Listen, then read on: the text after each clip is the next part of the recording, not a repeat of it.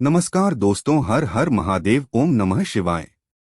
दोस्तों, अगर आप चैनल पर नए हैं तो सब्सक्राइब जरूर कर ले ताकि आने वाली वीडियो आपको जल्दी से मिल सके। दोस्तों, वीडियो को पूरा देखें, ध्यान से सुने। पूरा सुने, आधा सुनने से कोई लाभ नहीं होगा। आओ सुनते हैं। भगवान शिव के सबसे प्रिय गणों में से एक हैं नंदी। नंदी जी कैलाश पर्वत के द्वारपाल भी हैं। आप सभी ने देखा होगा कि शिव मंदिर में शिवलिंग के सामने कुछ दूरी पर नंदी जी विराजमान रहते हैं। कई लोग जब मंदिर जाते हैं तो नंदी के कानों में अपनी मनोकामना बोलते हैं। ऐसी मान्यता है कि नंदी के कानों में अपनी मनोकामना बोलने से वह जरूर पूरी हो जाती है। लेकिन कई लोग सिर्फ भगवान शिव की पूजा करके ही घर चले जाते हैं। लेकिन भगवान शिव के साथ नंदी की पूजा करना भी बेहद महत्वपूर्ण है।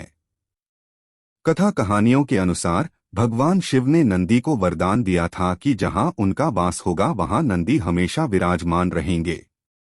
शिवलिंग के बाद नंदी जी की पूजा करना जरूरी।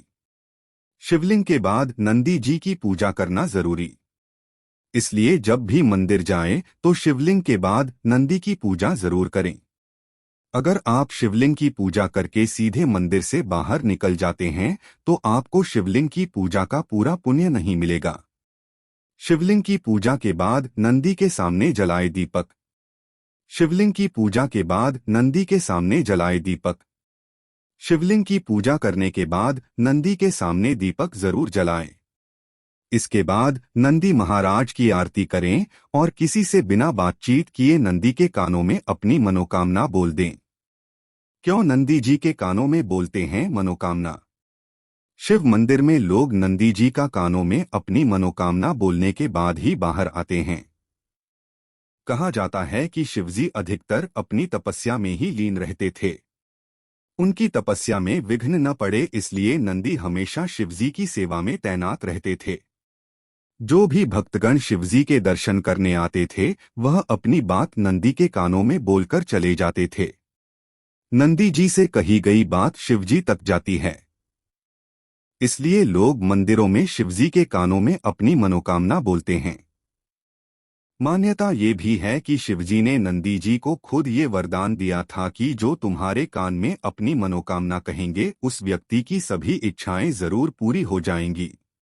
कान में मनोकामना कहने के नियम। नंदी के कानों में अपनी मनोकामना कहने से पहले उनकी पूजा जरूर करें।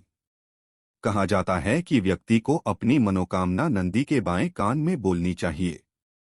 इस कान में मनोकामना बोलने का अधिक महत्व है। हालांकि आप दूसरे कान में भी अपनी मनोकामना बोल सकते हैं। जब आप अपनी मनोकामना बोले तो अपने दोनों हाथों से अपने होठों को ढक लें ताकि कोई आपको देख नहीं पाए। नंदी के कानों में किसी की बुराई या किसी का बुरा करने की बात न कहें।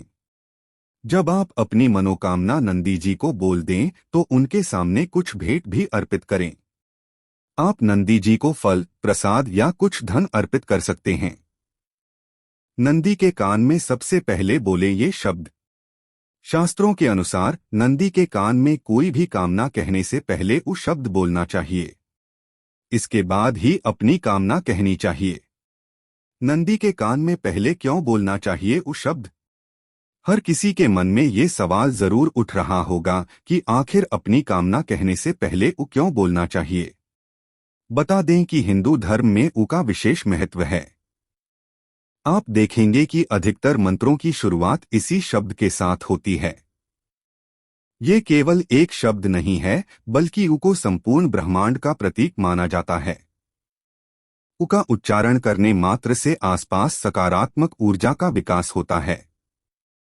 इसके साथ ही यह शब्द सभी देवी देवता का एक संयुक्त रूप है। इस चमत्कारी शब्द में इतनी ताकत है कि इसे बोलने मात्र से ही व्यक्ति के आधे कष्ट दूर हो जाते हैं। दोस्तों, अगर आपको हमारी वीडियो पसंद आए तो हमारे चैनल को सब्सक्राइब जरूर करें। हर हर महादेव, ओम नमः शिवाय।